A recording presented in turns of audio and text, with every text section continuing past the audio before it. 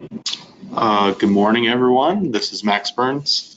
We're going to give everyone a few extra moments to log into the webinar. We did have approximately 35 registrants, excuse me. So just going to give some people a chance, maybe they're running from a meeting. Can everyone see my messages in the chat box? I'm running this thing solo for the first time, so just want to make sure everything's working. Great. Thank you for confirming that. So I'll put myself back on, hi Nikki, put myself back on mute just for a couple more moments, and then we will begin. So thank you.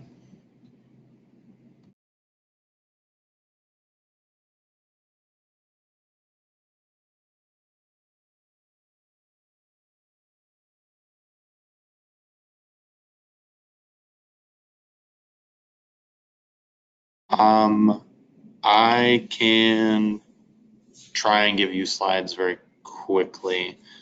Just give me one moment.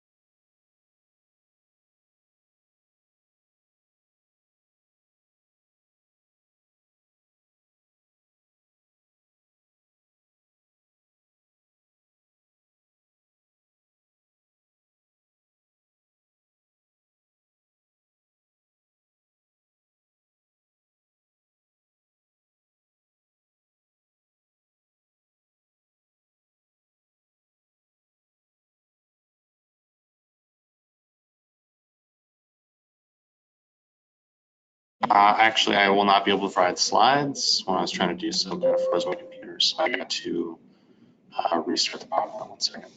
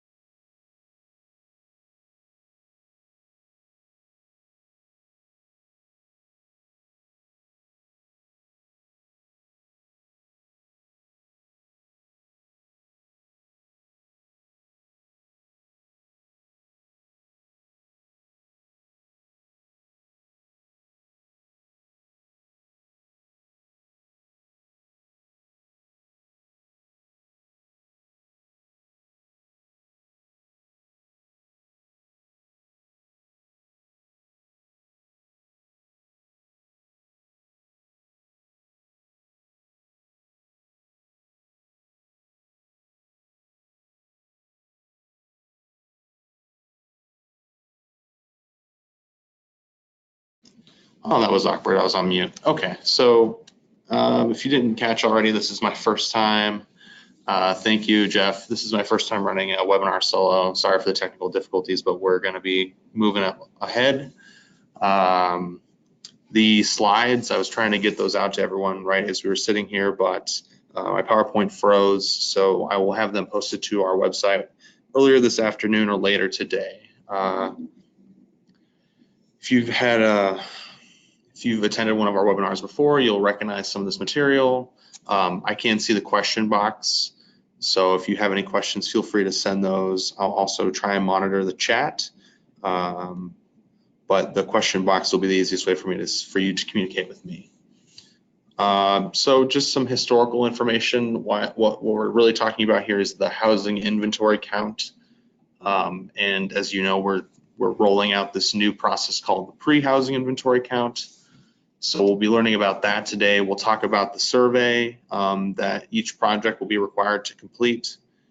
And we will also talk about the data set or the HMIS report that we will provide everyone to reference. And we'll talk about how we will collect data from you all to make changes, and then the steps moving forward for the actual HIC or the housing inventory count that will take place in January. So we'll really dig deep into like what is new about this process and how it differs from the HIC. Talk about the deadlines and the timeline for this process, some helpful tips and some resources at the end. And I'll stop periodically for questions. So if those come up, we'll take a break and answer those. So this is just some acronyms. If you're really new to this process, if you're an old hat, some of this will be kind of a refresher at the beginning, just to give context for what the housing inventory count is and what we use it for locally and federally. So we have obviously the HIC. The pre-HIC is what today is really about. This whole process is mandated by the Department of HUD, Housing and Urban Development, on an annual basis, and it coincides or takes place at the same time as the pre-PIT, or the PIT, excuse me, which is the point in time count. All of this data that we collect is uploaded into the homelessness data exchange that's operated by HUD, which goes to massive reports that go to Congress, such as the LSA, which is a longitudinal systems analysis. Or formerly the AHAR. More importantly, though, this data that we will be collecting during this process really informs the coordinated entry and the data dashboards, as well as the inventory lists that all projects are now updating and maintaining through HMIS's own processes. But what this is really going to help us now in the future is to really focus in on the HMIS inventory data and make sure that it's up to date and the best quality that it can be. This is just some historical information about the HIC, kind of that I alluded to in the last slide. One clear distinction that we like to give everyone is we define what a bed in a unit actually is using the definitions that HUD utilizes. We know that a lot of projects in the community really focus on units. But we need to remember that when we're reporting for the HIC process, at least, that beds are as important. So that's those two definitions. These are simple reminders from last year, is that we have changed how we report to HUD about HMIS participation, and that the housing inventory count itself really informs the coordinated entry process and helps us better understand utilization across the system. I'll come back to this slide because some of this has really changed with the new process, but it's really important to remember. So the pre-HIC, as we're calling it, phase one is what we're going to be talking about today.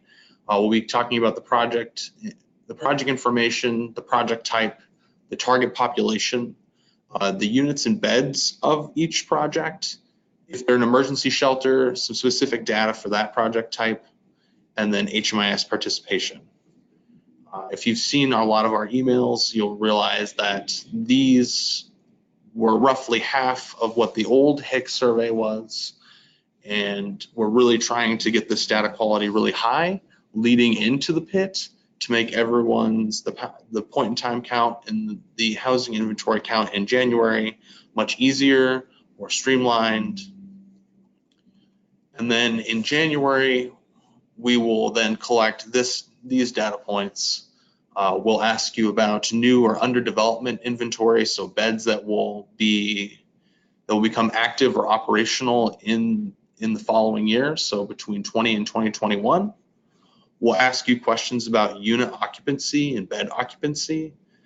So how many individuals did you serve the night of in your units and your beds, that type of question, that type of information. We'll ask you about dedicated beds, so beds for specific populations like youth, veterans, families, that stuff, singles, and then we'll ask some other information questions like, do you share project data with other entities?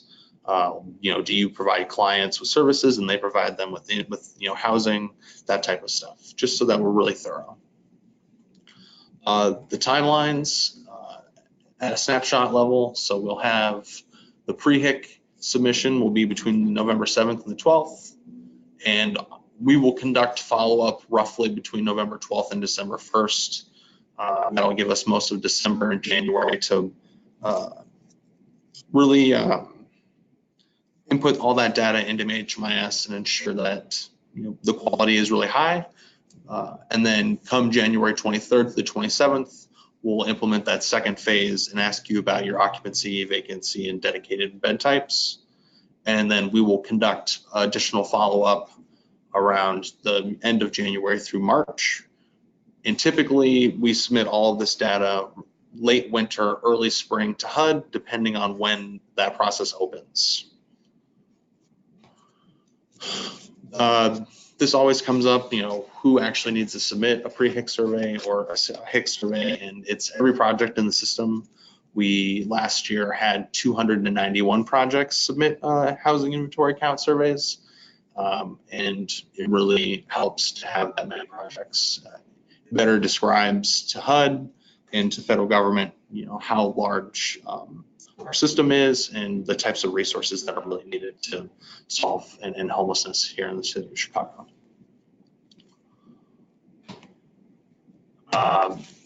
Quick overview for those folks who are maybe not a federally funded project. These are the specific HUD project types that are listed on the report that we're going to talk about in a few minutes.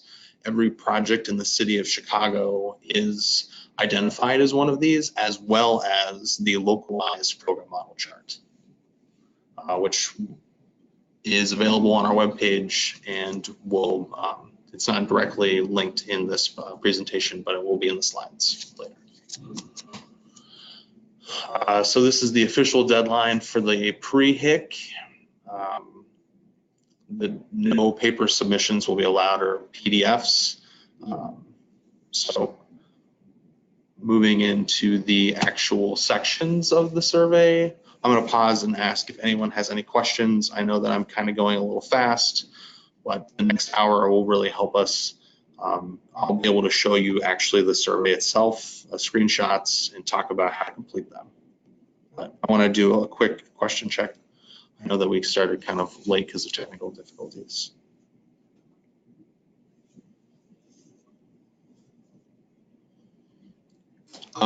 Great question. HOPWA funded housing will be, thank you, Dana, November 12th is a Tuesday. HOPWA funded, Celia, yes, HOPWA funded projects will be asked to complete the HIC, and we will give you the opportunity to indicate that specific funding stream in the project information section. Any other quick questions before I move into this next part of the presentation?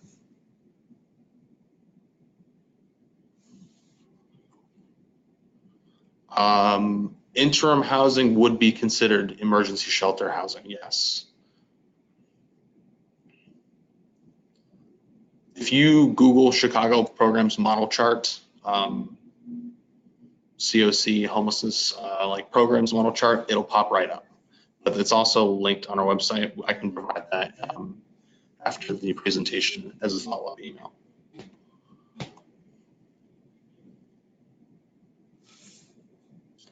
Emergency shelters that are not funded by HUD, yes, they will be in the HIC, Tom.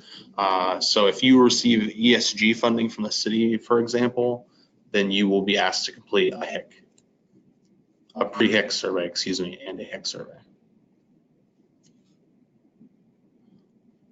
Some of these other like minutia questions might get answered in this next section that we're talking about with project information. So I'm going to move forward, and then I'll temperature check everyone after we talk about the units right before we go into beds.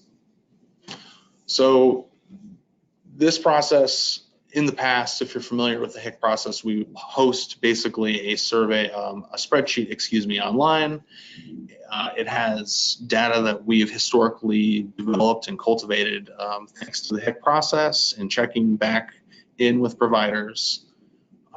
And so this year, what we'll be doing is we will be pulling a report that we've developed, or developing, excuse me, with HMIS of data that's currently stored on your inventories in HMIS. And these are just example slides.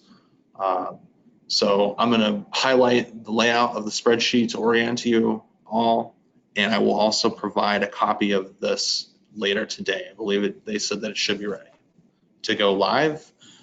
We will put this online and allow projects to view it, and then we will basically run the report one final time on the late November 6th, early November 7th, and that is what we will use as the baseline for this process. So on the screen, we have your HMS IDs by project, the project provider's name, and the HUD type. As you'll notice that this is an actual art report, so the inventories are broken out. And I'll talk a little bit about that more here in a second. So as we move across, you'll see that we have the Chicago program type.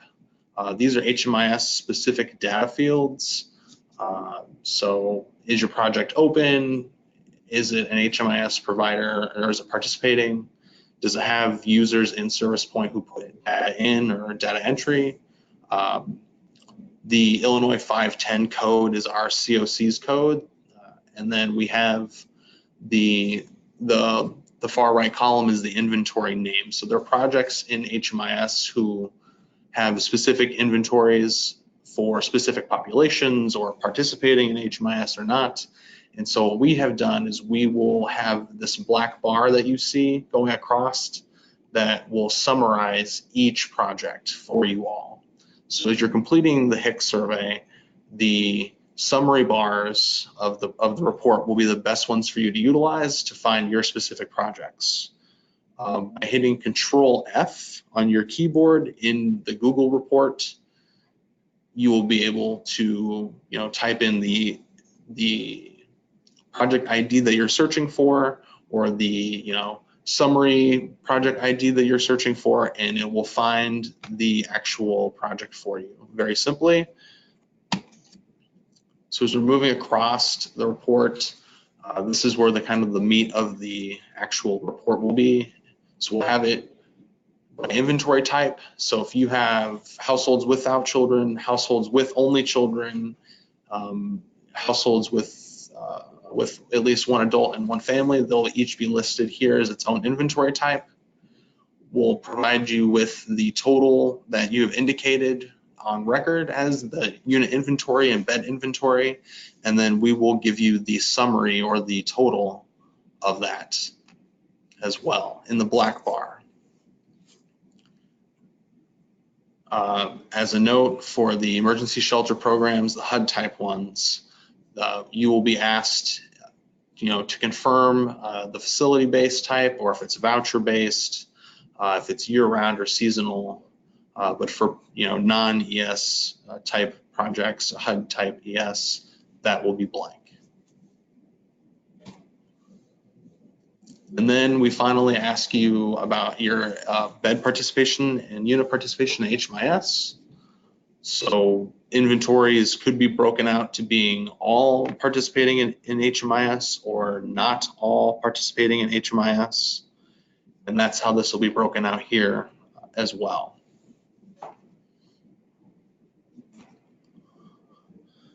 To actually log into the HIC survey, if you have participated in this before, you'll recognize this process.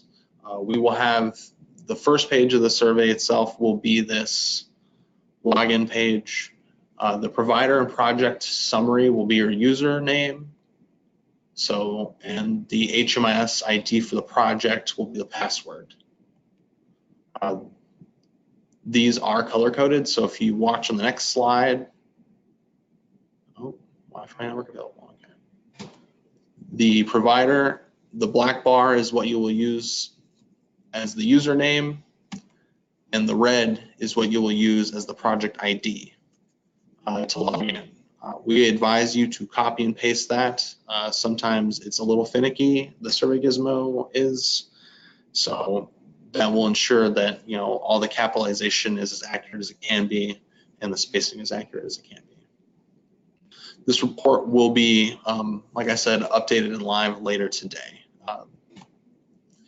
If you are participating in if you're providing a survey to our office for a project that's not in HMIS for some reason, we will have a set of dummy logins by HUD model type, and these will be listed at the bottom of the report itself. So you would enter the new PSH program and the project ID 2002, and then there will be a question that will ask you if this is a new project, click yes, or yes, it is a new project, and you would indicate the HMIS ID and project name. If you're a project that does this, we will follow up with you in December to confirm the actual HMIS information and project name, as well as put you in contact with HMIS itself. Are there any questions about the sheet and the login? I realize that I should check in before we move in because this is a really important part.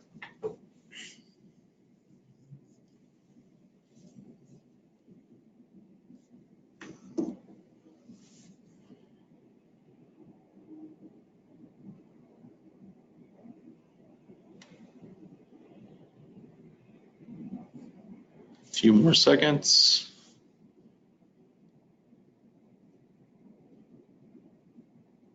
Okay.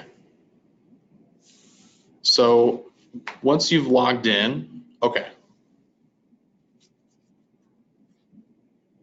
Yes, thank you, Ben. If it was ranked on the funding NOFA for FY19, it will be the same data that was listed on the ranking or in the spreadsheets that we've posted online. We will, that would be the same information. Yes, Shawana, if you have a bonus project that was funded, that you would use the same HMIS ID and username that the bonus project was identified as during the NOFA process as well. However, if you, just to clarify, if you applied for bonus funding in this NOFA cycle and it hasn't been awarded yet, and the project doesn't exist yet, then obviously you wouldn't want to submit a HIC survey because the inventory isn't online yet, or, well, yeah.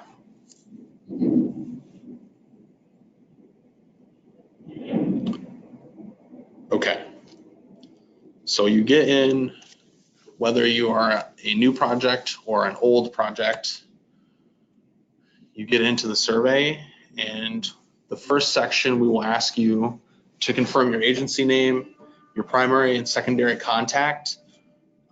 We'll ask you to provide us the operating start date, which is the date that the project started serving clients, not when your agency opened. For some projects, we'll have this on file. I think it was omitted in this version of the PowerPoint slides, like in the screenshots, but it will be there if it's on file in HMIS. If you're a new project, that was the previous slide I just talked about, you'll click yes and type in HMIS ID and the project name, If you're not a new project, you would click no. For the site address and funding sources, we're going to ask you to provide us either with the zip code where the majority of your project's units and beds exist. If you're a scattered site, for example, you would, if you're a scattered site, for example, you would provide us with your agency address, and then we have the ability for you to then indicate zip codes in a drop-down menu that will populate. It's all of the zip codes in the Chicagoland area that are in the city, so you would just click which ones apply for your project. This is the same basic question from previous iterations. For funding sources, we have altered this a little bit. We're trying to get more granular data. So if you see here, we have all of the, or a very comprehensive list of different funding sources in the city that we know about or have seen indicated on previous HIC surveys. You would click all of the boxes that apply for your projects. If you indicate, RIE or HOPWA or VASH, any other types of federal funding that are listed here, you will be given additional drop-down menus to indicate the specific variety of funding that you receive. That's also the case for VA as well, the VA funding at the bottom of this list, and PIH non-VASH. If you do receive a funding stream that's not on here, we would really appreciate that if you would click other and write it in if you feel comfortable doing so. But we really tried to revamp this because we're going to use this data for better understanding how the system is funded and for the expansion pipeline in the action agenda. So the way that this survey is another way the survey will be easier this year is that in the past, you've been asked to, confirm that information is pre-populated is correct. We're assuming that the HMIS report, the HMIS report will take place of that this year. So all we're asking in the actual survey is for you to confirm if that data is correct or not. If you indicate a correction is needed, you'll need to identify, what needs to be changed. So for this section 2, you would either indicate that the model type or the HUD type was right or wrong, something like this. So I kind of went through and took this as a practice, and I said that for my shelter that I was operating, the model type was correct and the HUD type was correct as listed on the HMIS report. And then for every project, and this is critical, you need to confirm if it is an emergency shelter HUD type or if it's not. The reason that this is not auto-populated is because the survey uses this question number 2, to identify what questions you will have in the future based on what your inventory can be. So you will need to click, in this case, because I am an emergency shelter, I'll click yes. If I wasn't, I would click no. So if I was operating a PH project or rapid rehousing, I would indicate no, it's not an emergency shelter. But if I do need to make an edit, I click no. The Chicago program model type or HUD type as listed on the HMIS 2020 Pre-HIC reference report is not correct. No, I say that I need to update my HUD type. I would then be provided this drop-down box. It's a little cut off because of the demo version of Survey Gizmo I used, but all of the different HUD types will be provided here for you to check from, and it's the same for the Chicago program model type. So if your program model type for some reason is wrong, you'll have a similar drop-down box to choose from. And then once you've indicated the correct one, you would hit next. This basic format or formula is how all of these sections will be built. The conditional formatting inside of each section is what will change based on what data we're trying to collect for each section. So section number 3, target population. So it's the similar type of formula. You'll confirm if the HMIS report is correct or not. If it's not, you'll be prompted to indicate what the correct population is. And for people who have done this before, we've asked you, does your project serve, single males 18 and under, or families, or this or that? And in 2019, HUD changed this specific data standard and really simplified it into target populations being identified as either domestic violence victims, persons with HIV or AIDS, or not applicable. This project does not serve either of those. In order to qualify as a target population that your project actually serves, your project must be dedicated at least 75% of clients served to that project type. So if I have 100 clients in my project and I want it to be considered a HOPWA project, or be, HIV/AIDS target population, 75% of my clients would need to be as such.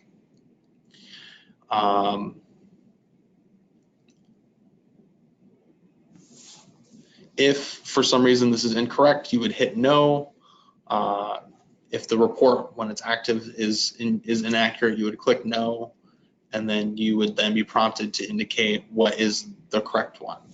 Now, some people may ask, well, this question used to be a lot more detailed, and we collected a lot more data elements about it.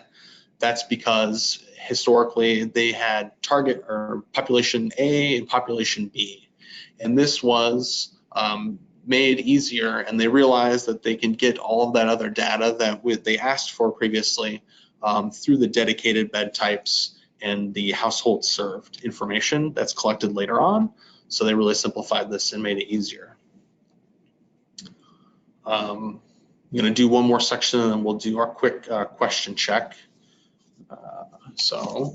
The bed and unit calculation methodology. So in order to make this survey easier for individuals, I realized that there was a lot of data that we could infer. And I have to give a shout out to some agencies. I'm going to unfortunately maybe forget some folks, but I know that I spoke with Renaissance, Stephen Aquino Stephen, I'm sorry, I can't remember your agency, but I spoke to 5 different agencies, all different types, and they asked a lot of questions about the methodology of how we calculate beds and units and all this stuff. And we did some focus groups, and we realized that with the following questions, or next couple slides, the questions will show, we'll be able to collect all the same data that we have done historically, but make it a lot shorter for you all. So we used to ask you, identify what your funded and overcapacity beds are. And now what we'll do is ask you for how many, how many funded beds are in your project per your contracts, if you do have contracts, and how many, beds or units do you have total. And then we will, obviously be able to, identify your overcapacity number that we care about by subtracting those 2 figures from each other.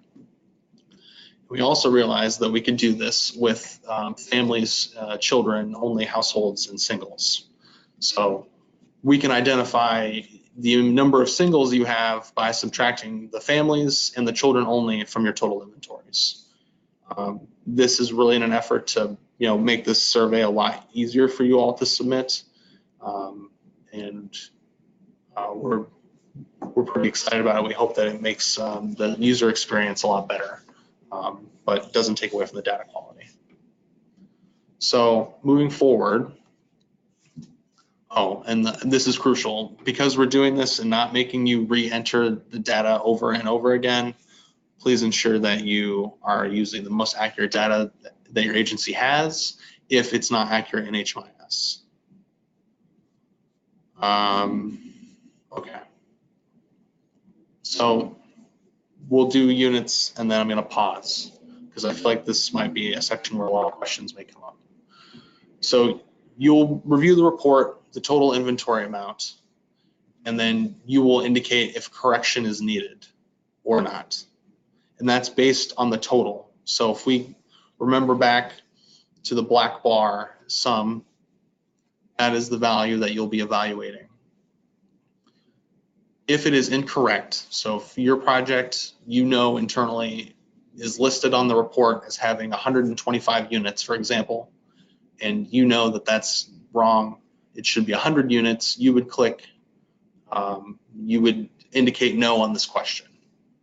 You know, does the unit inventory for this project listed on the report match the project inventory as of November 7th, 2019?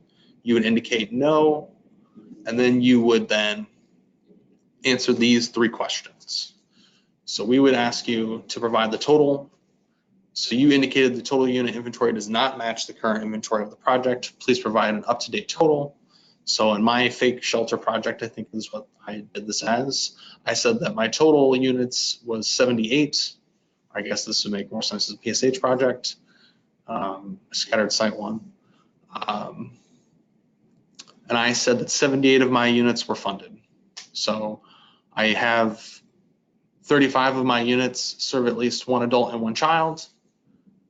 And I serve 0 of my units serve households of only children. And then I wrote this little blurb as an example. So we have 35 families and 43 individuals. Our contract is 78 units. We serve only families and individuals. I did this for you know, educational purposes and to, you know, make sure that this was a really clear example. If you want to write you know, information like this will be really helpful for us, you know, and reduces the amount of like back and forth our office has to have. But you know, with the questions that we've kind of developed here, we should be able to understand this information from what you indicate in the fields. So I would know that, to go back to the last slide, to do the methodology so that everyone has a ground understanding of what we were describing. So if I know that 35 of my units are used for 1 adult and 1 child, 35 minus 78 is 43. So I know that there are 43 individuals housed in this project because only 35 of the units are for families. That is the same math that we use for beds as well. And it will be effectively the same math that we use to calculate the individuals and the families, households, individuals, and children only. Are there any questions? I over-explained things because I feel like more information is better than less information, so I apologize if this is really fundamental. But I really wanted to build something that was very clear-cut.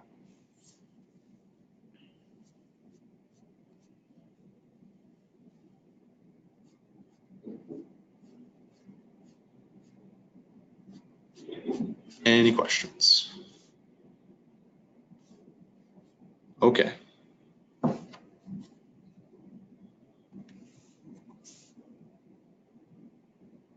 So the question is, so if I understand correctly, and thank you, Sarah, for submitting this, the HMS report will have our total number of beds units included funded and over capacity. We will indicate how many of those are funded in the survey. Yes, that is correct. If so, does this affect our utilization for data quality, meaning data quality will be calculated based on our total? To be frank, I don't know the nuances of the HMIS data of how that question could be answered. Sarah, I know that this information will be uploaded into the same inventory data field in HMIS. So as for how this impacts your actual utilization, that is a question for Sal Munoz and Paul Schmidt. And I'm sorry that I don't have the specific answer to that question about data, about utilization. However, yes, the way you describe the math, so the total number of beds or units will include the funding and overcapacity. Yes, it should, or it will, if that's how it's been reported in the past.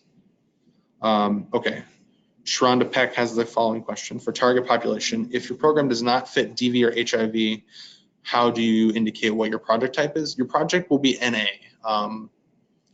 Your project type will be NA at this point, but we'll know through asking you questions in January if your project serves specifically veterans, specifically youth, individuals only, or families only. That's how we'll know how your project is, like what your project's population is. Does that make sense? We're really only trying to get totals in this part of the process, and the who you serve and what you're dedicated and what your beds and units are dedicated for will come in January. Okay, great. Any other questions? Kind of checking the time, and I know that I'm kind of maybe moving a little ahead of pace, but I wanted to give extra time at the end for questions because I know that this is it is new.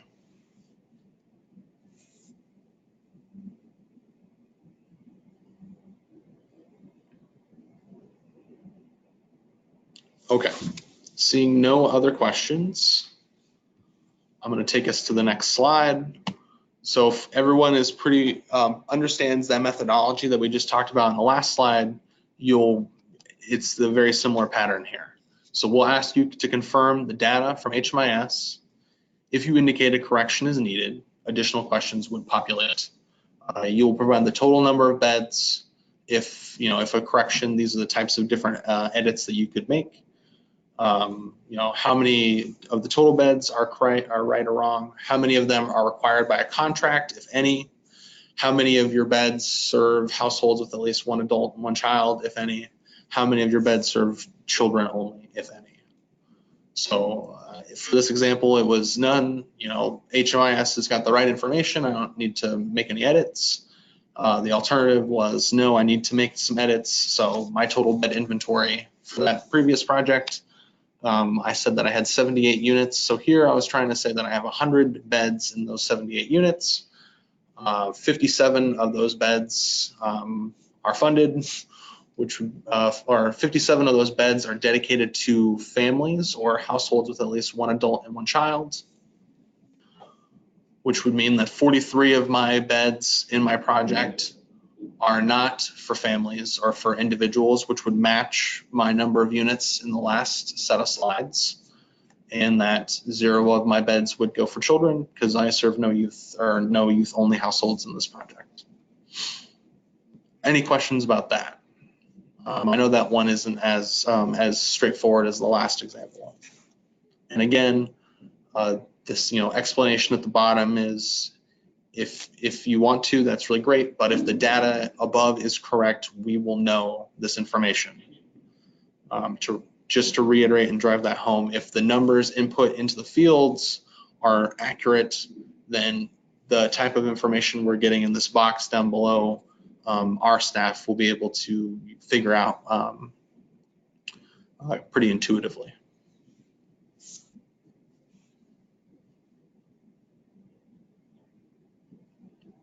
Okay, so the final, okay, not the final, I always forget. So earlier in the presentation, I said that there was a question number 2 of the survey. If your project is a HUD emergency shelter type, you need to click yes. If you click no, you would see this last section. So for all of the non-emergency shelter type HUD projects, you will have this section 5, the standard one. It'll ask you about beds, and so on and so forth. But if you are an emergency shelter type project, you will be prompted to a separate section, and this is what it will look like. It looks very similar to the last survey, the last HIC survey. So you would click, this is an emergency shelter. If nothing needs to be changed, this is where you would click indicate yes. If you need to update data, you have 3 fields that you would have to evaluate: your bed type, your bed and unit availability, and the number of overflow beds that you have. So for this example, I said I needed to update my bed type, and then I was prompted to indicate whether it was facility-based, voucher, or other. Alternatively, if I needed to update the bed availability or overflow bed numbers, I would click these 2 boxes, And then you would indicate the number of year-round beds available, number of seasonal beds if you have any, and then the number of overflow beds. I know these are really well understood inside of Shelter Point and for the emergency shelter system. I don't have the background knowledge as to a lot of the intricacies of the HMIS data side of this. But that is how you would indicate those and update those. Moving into the actual last section of this HIC, we would ask you questions about your inventory's participation in HMIS. Earlier in the presentation, I said that in 2019, they changed the way we reported HMIS to HUD, HMIS participation to HUD specifically. And we started giving guidance to projects in the community to create different inventories in HMIS for participating beds and non-participating beds. If a project is already separated into participating and non-participating HMIS beds and units, you would simply indicate yes and update the data. If you haven't done that already, you would indicate no, like in previous sections, and then you will be prompted with selecting, how you want to update this type of data for this project. And these are the 4 options. All beds and units participate. A portion of beds or units does not participate in HMIS. None, as in none of the beds participate in HMIS or units, excuse me. And no, this is a DV project, so it's not applicable. If you select a portion of beds or units does not report or participate in HMIS, you would indicate the correct amount of non-participating beds and units.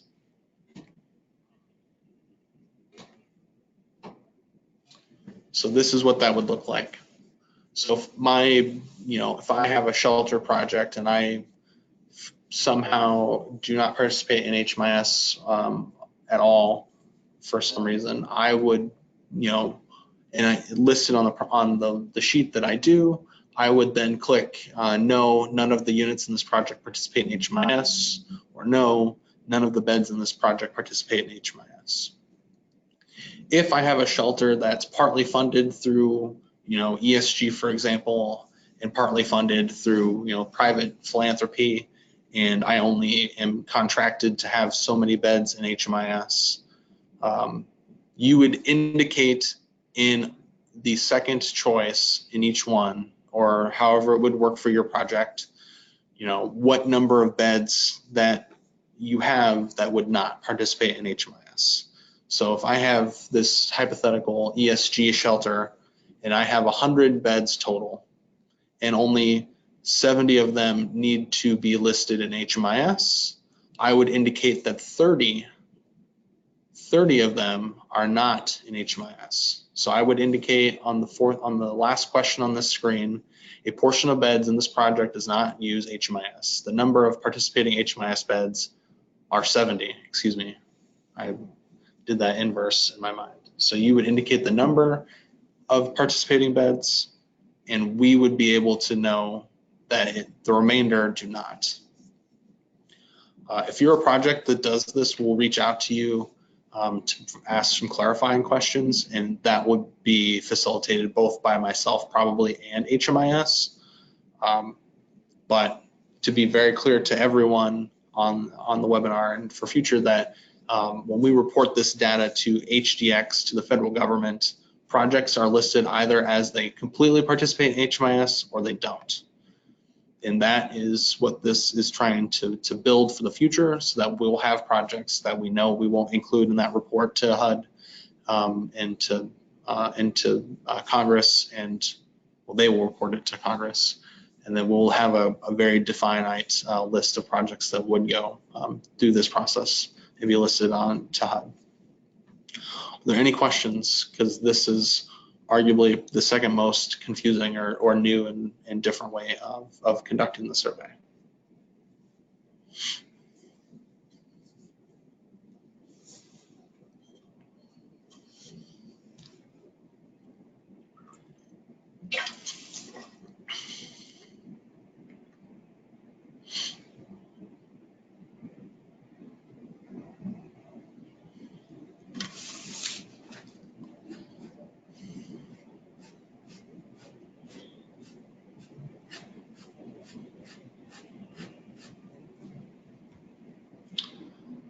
Any questions?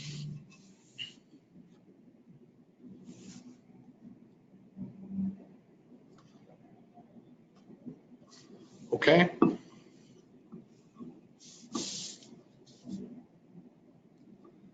So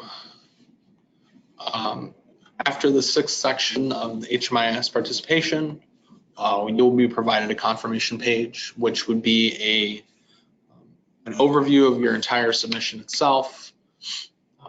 As a PDF, you'll be able, I advise people actually to print from this page. So like Control P to PDF or right click print to PDF. It will obviously that there's a way to get the automated PDF sent to you, or it's prompted, but when you have this like confirmation page that pops up, you'll be able to do that. And then, so if you have, just to reiterate, what if I'm submitting a pre-HIC survey for a new project? It was the process we talked about earlier with the HMIS, like the dummy ES login, the dummy logins and the dummy HMIS IDs. Sorry, I had a mind blank there for a second. And then, does anyone have any what if questions?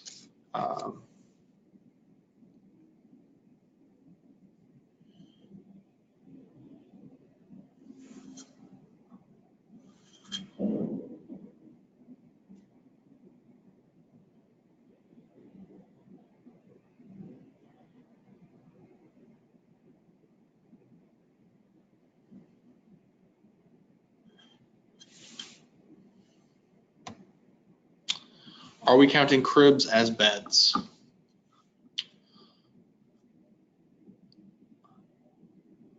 That is a great question. I know this was, if you have cribs last year, I definitely contacted you about this. I do not believe so. At this time, you would not count a crib as a bed for the purpose of the pre-HIC. So yes, I will say that maybe that would, well, yeah, no, it's enough. You won't count cribs as beds.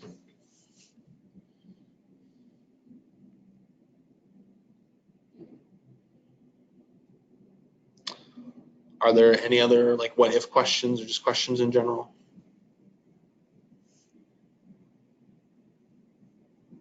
Thank you for that question, Ann.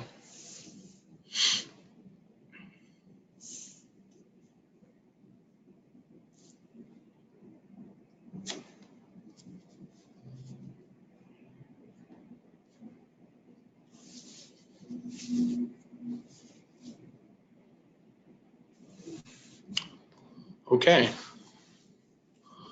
Oops.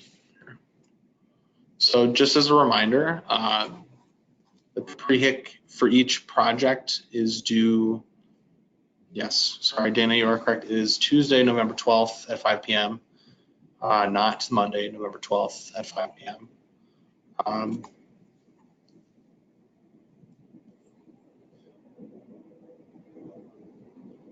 And the pre-HIC survey will be available November 7th, not January, November 7th.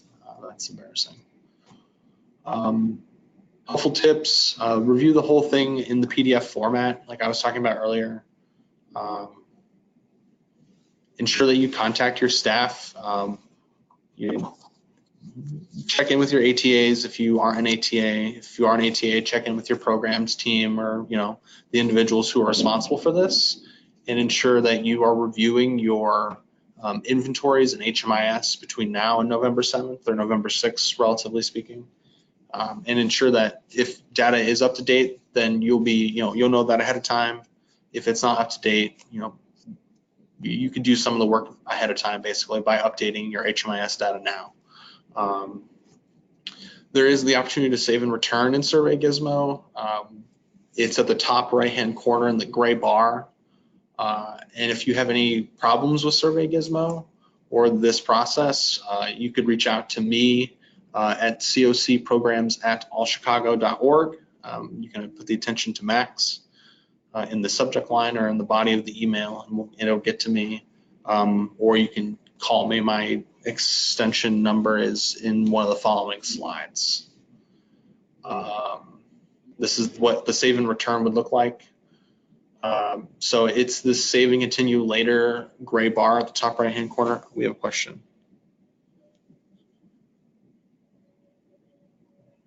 So the question is say I have a 2-bedroom that is being occupied by a single person. Do I report that as a single unit or a family unit that is intended to be?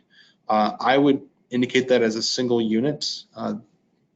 That's my gut instinct, because one person is occupying it, and that person, from the way it's described, doesn't sound like they have, family members that would be staying in that unit with them.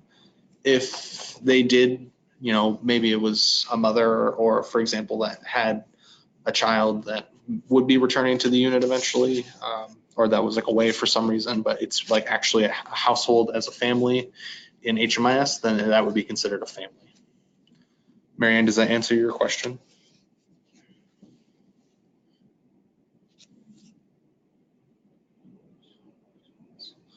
Thank you, Marianne. Jeff, great question. What about a 2-bedroom occupied by 2 singles as separate households? I would indicate that as 2 households, because while yes, they are roommates, in HMIS, they would be considered as 2 individual households. So I would say 2 units.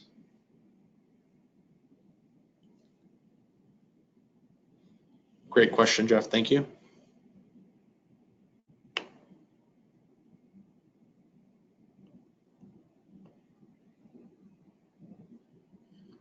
Any other questions? I know that I kind of threw a lot of mud at everyone. I'm hoping that will be clear mud eventually, and that this process, again, to reiterate, is easier and simpler for you all. I've only been in this role for about a year, and this was kind of the first thing I took on when I first started in this particular part of my new job, and I really heard a lot of feedback about it and how the community wanted it differently. So I'm hoping that this is a positive different. So it's kind of my project. Okay. So there's only a few more slides. Yep, that's where you would click to save and continue for later. And then you get this email on a verification. So verify what email you want it to go to. This is the blanket reminder to everyone to check your spam and junk email. This feature is really finicky. I get emails all the time when we conduct Survey Gizmo, processes, and people will say I did the save and continue, and it's went to my email, and I can't find it. I almost, with like a 90% confidence, will say that it's in your spam, or something. So that's what I always say. If you can't find it, send a quick email to us through cocprograms@allchicago.org, and I can refire that email to you without a problem. Resources. So the training, this webinar with some minor corrections for quality of life and some other notes will be posted onto our website. I'm also going to take a lot of the questions that we've asked and build an FAQ and put those online as well as some more instructions. This plane is sort of being built as it's flown. So kind of like the coordination of the report and so on and so forth with HMIS. So anything that I didn't have completely baked by the time that this went live, that will be incorporated in the FAQ and will be enshrined forever in a document on our webpage, as well as it'll be part of the materials that are posted and the in-person training that will take place next week. If you are on the call today and you want to come to the in-person training because I ramble and didn't make much sense, please come to the training. We have availability. That will be November 5th from 3 to 5 in the afternoon. Any last questions or calls? It looks like we're going to get done early. I'm glad that I can give you some of your day back, but I know that I have a tendency to talk fast, so I'm going to be here the whole time for questions, or for an extended period of time for questions to clarify. Anyone have any questions or comments or feedback, I guess, on this?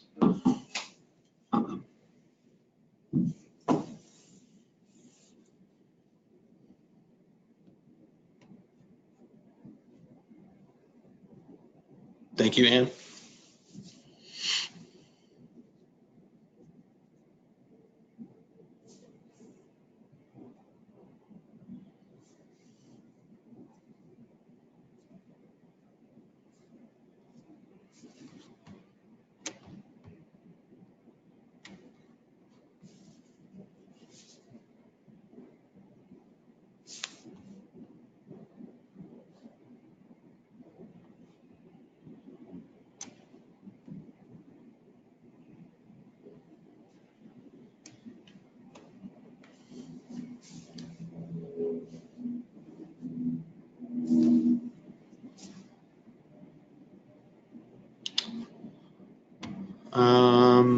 I'm not seeing anything, so I'll just give it a few more minutes.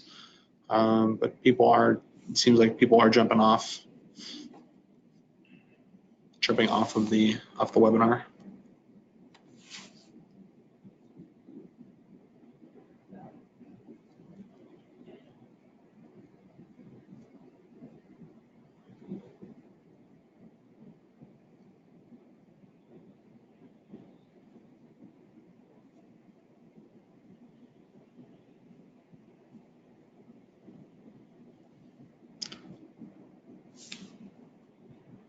All right, Marianne, great. So Marianne has a question. Marianne's gonna type it up really fast.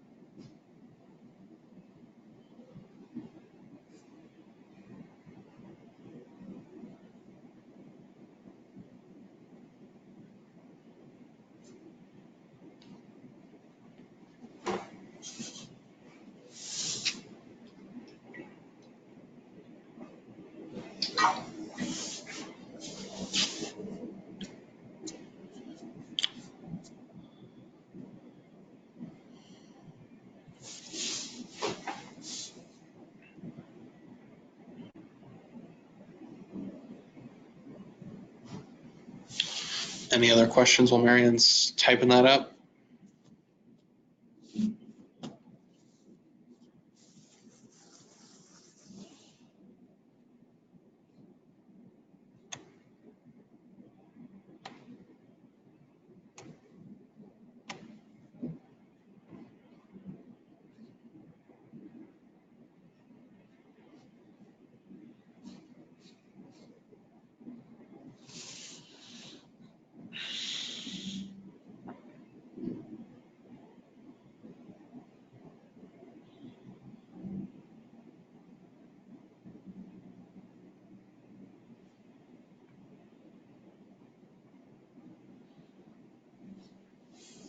Okay.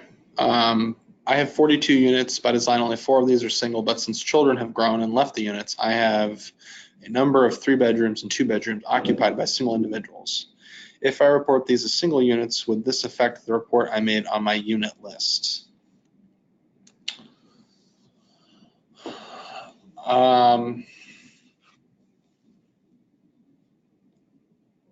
Sorry, I'm processing.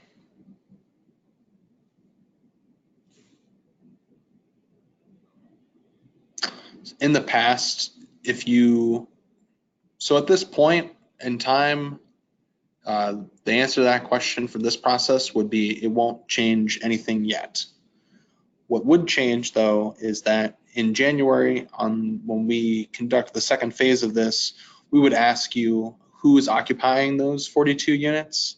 And it sounds like if 4 of those units are occupied by single children at the time, you may indicate those differently than you have in the past. For example, in the past, if you said that those 4 units were occupied by families in those 2 and 3 bedroom units, and this time they're occupied by single individual children-only households, you would be indicating that those units and beds were used by different household types than previously. So that question is kind of like, we don't know at this point, but come January 23rd to the 27th of this coming process, like the second phase, that's when that question would be answered best. Because if you answered it today, it sounds like yes, it would change your unit list. But if for some reason those are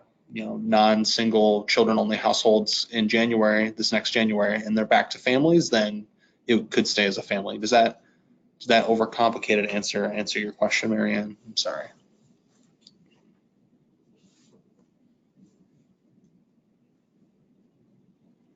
Yeah. Okay. So at this point, yeah, it won't change anything. Like tomorrow, if you did this process tomorrow, it won't change anything, but it might change your units in January. Any other kind of questions like that? Kind of like what ifs?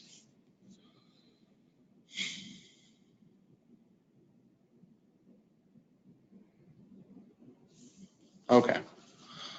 Well, seeing none, I am going to hop off then in the next couple minutes.